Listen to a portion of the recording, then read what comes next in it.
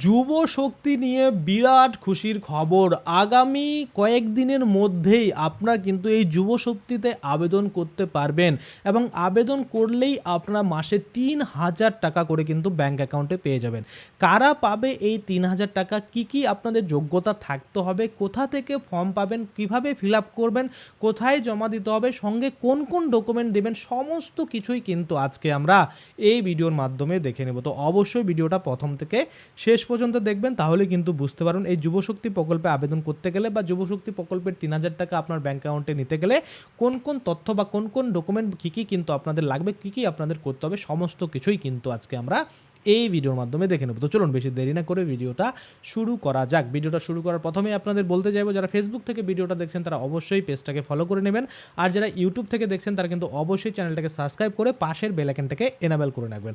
দেখুন সরাসরি এবার আমরা চলে যাই পশ্চিমবঙ্গ সরকারের যুব শক্তি প্রকল্পে।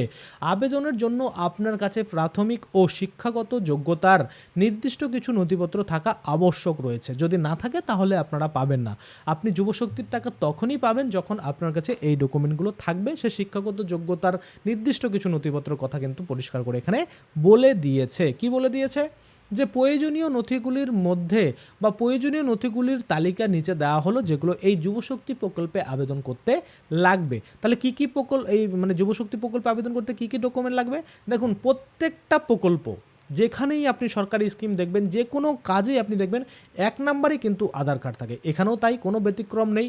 আধার কার্ড কিন্তু আপনার লাগবে, পরিচয় ও বয়স প্রমাণের জন্য কিন্তু এই আধার কার্ডকে ব্যবহার করা হবে। আচ্ছা, তারপরে যদি আমরা দেখি ভোটার আইডি বা প্যান কার্ড, এই দুটোর মধ্যে যে কোনো একটা কিন্তু আপনাকে দিতে হবে।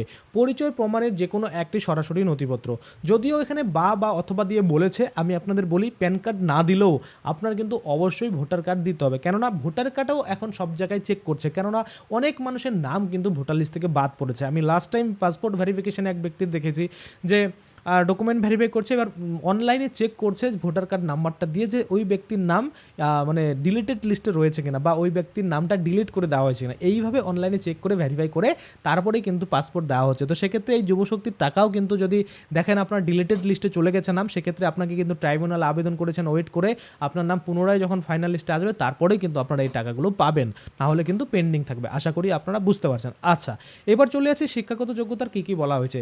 মাধ্যমিকের অ্যাডমিট কার্ড বয়সের প্রমাণের হিসাবে, প্রথমে আমরা দেখছি আধার কার্ডের জন্য বলছে যে পরিচয় ও বয়সের প্রমাণের জন্য।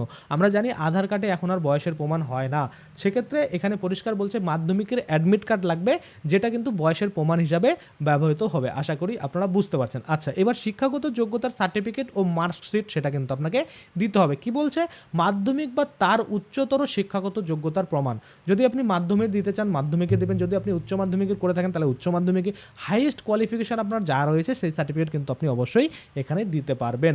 সার্টিফিকেট সাথে মার্কশিট, মাথায় রাখবেন শুধুমাত্র মার্কশিট দিলে হবে না, সাথে যে পাস আউট সার্টিফিকেট সেটাও কিন্তু দিতে হবে। আশা করি আপনারা বুঝতে পারছেন। আচ্ছা, এবার চলে আসি এমপ্লয়মেন্ট এক্সচেঞ্জ রেজিস্ট্রেশন নম্বর, বেকারত্বের প্রমাণ বা নথি হিসাবে।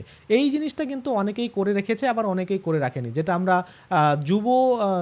যুব উৎসাহ ভাতা এরকম একটা কিছু নাম ছিল, সেটা হচ্ছে এমপ্লয়মেন্ট এক্সচেঞ্জ ব্যাংকে আপনাদের নাম নথিভুক্ত করা, এবং সেখানে কিন্তু যদি আপনার কার্ড থাকে বা সেখানকার নম্বর যদি আপনার থাকে, তাহলে এই যুবশক্তির টাকা পেতে আপনার আর কোনো সমস্যা হবে না।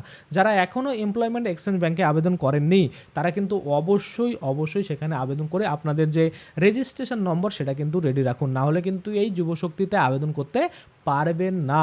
কারণ আপনি যখনই এমপ্লয়মেন্ট এক্সচেঞ্জে আবেদন করছেন, রেজিস্ট্রেশন করছেন, তার মানে এটাই আপনি এখনও বেকার রয়েছেন। বেকারত্বের প্রমাণ বা নথি হিসাবে কিন্তু এই এমপ্লয়মেন্ট এক্সচেঞ্জের যে রেজিস্ট্রেশন নম্বর সেটাকে কিন্তু ব্যবহার করা হবে। আশা করি আপনারা বুঝতে পারছেন। আচ্ছা, তারপরে যদি আমরা দেখি ব্যাংক পাসবুক, আবেদনকারীর নামে থাকা সেভিং ব্যাংক অ্যাকাউন্ট পাসবুকের প্রথম পাতা, যেখানে নাম, অ্যাকাউন্ট নম্বর, আইএফএসসি কোড স্পষ্টভাবে উল্লেখ থাকবে, এটা দিতে হবে। কিন্তু তারপরেও আমি আপনাদের আবারও মনে করে দিতে চাইবো যে ডিবিটি লিঙ্কের মাধ্যমে কিন্তু এই টাকাও দেওয়া হবে, যেমনটা আমরা অন্নপূর্ণা ভাণ্ডারের ক্ষেত্রে দেখেছি। তো সেক্ষেত্রে অবশ্যই আপনি যে ব্যাঙ্ক অ্যাকাউন্টটা দেবেন সেটা যেন অবশ্যই ডিবিটি বা আধার কার্ডের সাথে সিডিং থাকে, লিঙ্ক থাকে, তাই না? লিঙ্ক একটা আলাদা জিনিস, সিডিং একটা আলাদা জিনিস। যারা জানেন তারা জানেন, যারা জানেন না তারা আমার আগের ভিডিও দেখে নেবেন যে আধার কার্ড লিঙ্ক আর সিডিং দুটো কিন্তু আলাদা জিনিস রয়েছে।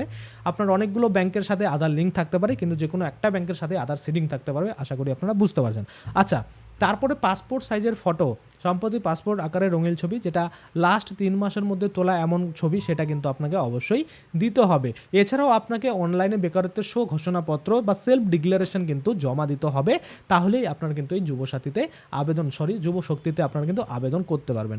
এবং এই যুবশক্তির আবেদন কবে থেকে শুরু হচ্ছে, কোথা থেকে ফর্ম পাবেন এবং এই ডকুমেন্টগুলো দিয়ে কোথায় আপনাদের জমা করতে হবে, অনলাইনে আবেদন করলে কী কী আপলোড ম্যান্ডেটারি রয়েছে, সমস্ত কিছুই কিন্তু আমরা রাজ্য বাজেট যেটা 22 তারিখে রয়েছে 2026, 22শে জুন 2026, তখন কিন্তু আমরা জানতে পারবো সেই বাজেটের দিন কিন্তু এই যুবশক্তি প্রকল্পের জন্য কত টাকা বরাদ্দ করা হলো, কবে থেকে আবেদন করতে হবে, কোথা থেকে ফর্ম নিতে হবে, অনলাইন করলে কীভাবে করতে হবে, সমস্ত কিছু কিন্তু আমরা জানতে পারবো। আশা করি আপনারা বুঝতে পারছেন। তাহলে অবশ্যই এই যুবশক্তি প্রকল্পের আবেদনের সমস্ত খুঁটিনাটি তথ্য জানার জন্য আপনারা চ্যানেলটাকে সাবস্ক্রাইব করে পাশে বেল আইকনটাকে এনাবেল করে রাখবেন। আর যারা ফেসবুক থেকে দেখছেন তারা পেজটাকে ফলো করে নেবেন। তো চলুন আজকের জন্য ভিডিওটা এখানেই শেষ করছি। ধন্যবাদ।